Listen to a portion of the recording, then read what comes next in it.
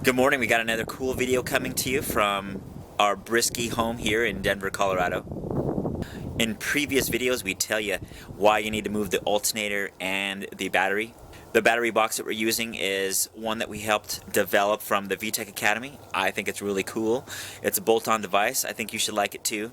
The alternator kit is something that is readily available. Keep in mind that anything that you see in these videos will be on our website and they'll be linked down in the description below. We also have a helpful discount code too. Make sure to use that too. Also listed down in the description below. Hope you enjoy. So this is what our battery box looks like. It looks pretty simple, but there is quite a bit of engineering involved in this in terms of how it fits on the vehicle. And here is the front of it. Check that out. Bam, we got our logo right there. Now this box is made for the Odyssey PC680. This battery was chosen because of its weight and size. Now there are plenty of alternative to this battery. What you're gonna do is you're gonna type in the search engine PC680 alternatives, and then you're gonna get a whole list of batteries to choose from. Well, how did we choose our batteries? We straight up looked at the cold cranking apps, and some of them actually were higher than the PC680s. It is a dry cell battery, which means you can mount it upside down, you can mount it sideways, but we're gonna mount it traditionally because of the location that we're choosing. It's going to work well. One of our PC680 alternatives, basically the same size and same shape. So we just simply slide the battery into the box, and then we're gonna slide the plate over the top of it, and then it bolts onto the sides, and that's what holds it down. One of the cool features about this is it can bolt on to either side, which is why we left the part off, which allows you to install it either on the driver's side or the passenger side. This is what it looks like with the bumper off. Now how the box works is it comes up and it will attach itself to factory threaded holes up front, right? So this unit right here is actually what holds the bumper on, and there's some threaded bolt holes right here. Some CRXs have an extra plate that comes out here that you may have to take off or trim to make some room for.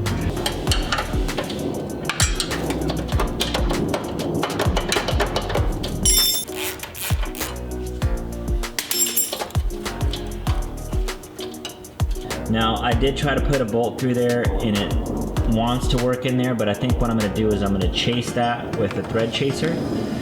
This right here is a thread chase set by Snap-on. Now these aren't taps. What these will do is they'll go through bolt holes that are already existing and help renew the threads. Maybe they got gummed up or there's something going on in there. So it doesn't remake the threads. What it does, it cleans them out.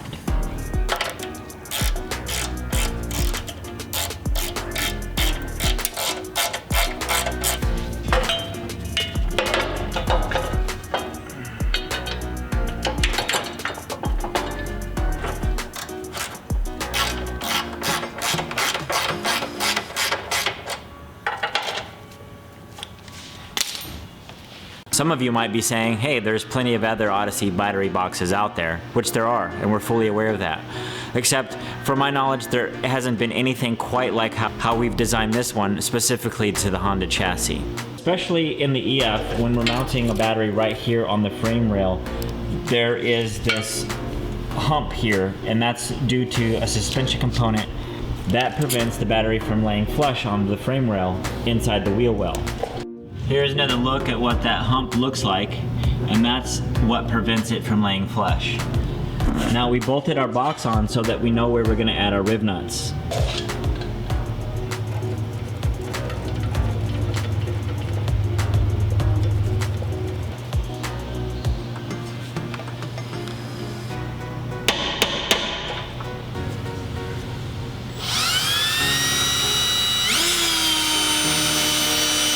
The riv nuts will tell you what size the drill bit needs to be. Depending on what size riv nut you use, will determine what size drill bit you use. After you make all your pilot holes, then you can go with the big gnarly guy right here. This is the riv nut gun we're going to be using. I got this off of eBay. I buy a lot of stuff off eBay. I'm not really an Amazon guy yet. But this was, I believe, between $35 and $40. It might even be cheaper than that. It's not going to come with any Riv nuts though, but I got a metric version. Can't remember if this kit came with metric and standard sizes, so that's going to be something that you're going to determine. We're going to stay with metric because our car is a Honda and all our bolts are metrics. So as you see, that's how I'm going to apply the tool, or apply the Riv nut directly to the tool, and then we'll slide it in.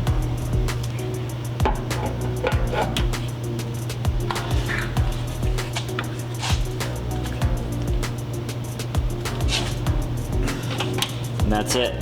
And then we just turn the back of this off to pull the tool off of the Riv nut. Look at that. You can't tell me you don't see all kinds of uses for this tool. You know, so this may not be the last time you use it, or the only time you use it.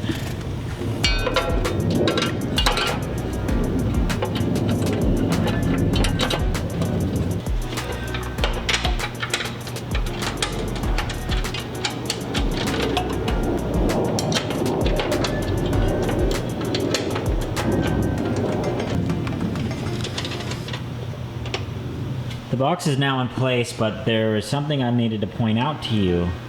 And as I was installing this, I kept everything loose. Right, that's gonna help align things to make everything a little easier on yourself. Especially this bracket right here. The hardware that it comes through, it pokes out of the nuts there that have to be welded on the side, which could make getting these bolts in there difficult. Now, these bolts aren't supplied because that's relative to how you're going to attach it to the body. Maybe a bolt head like this, like an Allen, would be easier to use for you. A lot of guys don't have these, which is why I'm showing you that you can use those. And every time I put one of these on, it just amazes me. It really does, about how solid this is. Like, I can't budge this. If I mean, like, that's on there solid. You're not going to be disappointed with this.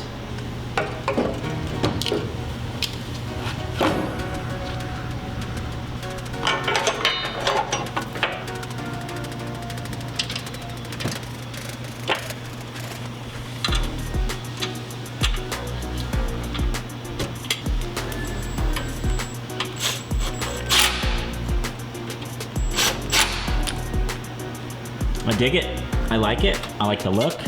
I mean, I'm into black anyways. It's just how it is. But there was something I noticed with this battery.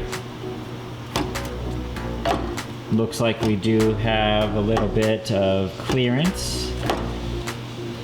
So we're gonna try to come up with something to get it in there. Maybe we can find some foam dam that we can place in there to compensate for this, to keep it tight, right? So right here you have the height set up so the battery can't come up, but what I want to do is just try to eliminate some vibration here and this slop.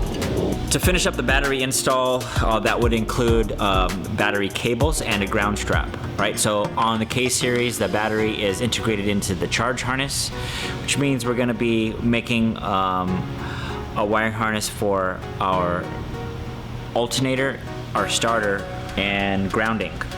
Where we're going to mount our fuse box, or where you're going to mount your fuse box, can vary. We have thought about making battery cables for just this case, but we're not quite sure exactly how it's going to work. So it could be a custom thing. It could be something you can call us like, hey, this is what I want, this is what I want to do, this is what I want to achieve. We might be able to do that by the time that you see this video. Referencing back to Budget AF again, we don't have an alternator here. Where are we going to put it? We have an alternator relocator, which mounts it in this area that the AC compressor once was on. We're going to be using parts from KTuned. But in order to get all that done, we have to start putting the alternator on. Hey guys, welcome back to the all-wheel drive CRX project that we're working on. It's been a couple of weeks since I've worked on it last, and where we left off of, after we installed the battery, we needed to work on the charge harness, which also meant that we need to install an alternator. And alright, so this is brand new for 2019. We are now a KTuned dealer, and so we are going to be stocking the stuff that we're going to be using on this car from KTuned. You just saw that we have a header there if you're following the Budget EF, and all the links that I've been adding in our videos previously, then you might have seen this part already. And this right here is the AC power steering eliminator kit, and that's going to move the alternator down below where the AC used to go, right down here. If you followed the Vtec Academy, when we were installing the same eliminator kit, we made a huge mistake. The engine that we got was a CRV, but that CRV did not come with an alternator. We didn't think it was going to be a big deal. I think we happened to have an Accord alternator laying around, and we went to go install it, and turns out it was not the correct alternator that we need. This engine right here doesn't have one either, but we did source one. So if any of you are following our How to Yard series right here on our channel, we had posted a video of this particular swap that's called Let's Get Real. And we pieced together a TSX motor with an EP3 transmission, and then we got all of the accessories off the EP3 also. To clarify that, the EP3 also shares the same style stuff as the RSX base model and Type S as well. So now you'll see why we want you to source this stuff when you can, because it is kind of important. We do have a couple of alternators up here that I always grab whenever I can for this particular reason. Ooh. Comes with its own belt, that's cool. Here's our pulley. This looks like our tensioner. And it's gonna come with some hardware. And the most important part is our instructions. It's going to be important that you read the instructions. That's something that we had to go through to make sure that we install this correctly. You might have is, why are we relocating the alternator to begin with? Well, it's because this car is not going to have AC, and right here in this area, it is difficult to get an alternator to fit. According to the instructions, our first step is to install the tensioner here. This is a super nice part. The part that's marked KTuned is on the outside, and that puts the pulley towards the other pulleys. And this is the separate hardware package for it that they want you to use, and it tells you how to install it right here on their instruction manual. According to the instructions, it wants you to install the lower bolt first, because that's going to tell you what hardware to use on the top bolt. So there's going to be a difference in space.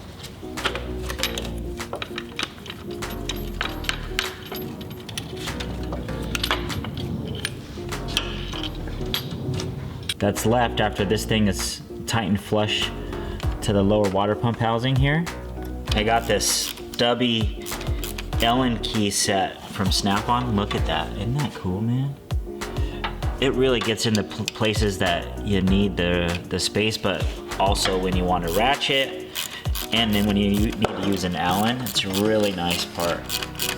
This happens to be a K20A2, and here you can see, using all the stock stuff there, it sits flush and it fits really well now. That boss and that boss right there held the aluminum AC bracket onto the block, and that's exactly where this goes. You'll see how it lines up here, just like that. They have two large 10 millimeters, and then they want you to use these washers back behind it. They're matching, they're large, they're about, look, if you look closely, they're the same radius as the bracket themselves, so it should be difficult to confuse them with others. And that fits pretty well. The next step, they want you to install the upper alternator bracket. That's this guy here. And it's gonna go where the AC used to hang, right in here. It fits pretty nicely in there, okay? The reason I'm showing you this now is because the hardware we're supposed to use needs a spacer back behind it, and it's identified by the size. So it says right there it's 13.5 millimeters. In the instructions it says 13, so we're just assuming that that's what they meant by here. Now, how do you know something's 13 millimeters? Well, I'm going to identify that with this. There we go, we found it.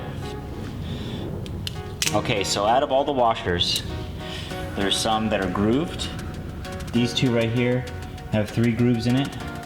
These two right here have 4 grooves in it. These two sets here are the same height. Then there's the one that has 1 groove in it. That's your 9 millimeter. That was the one that we would have used for a spacer up there on that first bracket. And the one with no grooves in it, that's all smooth, that's gonna be your 13. We do have to replace the alternator pulley. and that's this. Keep in mind this is made for the K20A2 alternator, and if you use any other alternator there will be modification involved. Another reason why we want to use this in this platform is where the plug is. This plug is on the side of the alternator, whereas the Accord style are going to be somewhere in this area, and what it did was it interfere with our radiator. It poked right into it, so we needed to swap to this style anyway, and of course then it fits our pulley. My trusty Milwaukee impact gun here. Oh, that made it very simple.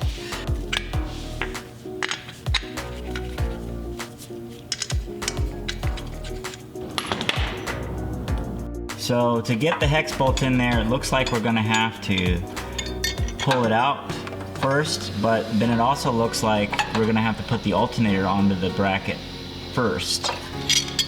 All right, so we got the bolt on, the spacer's already in. It is a snug fit, it fits very well.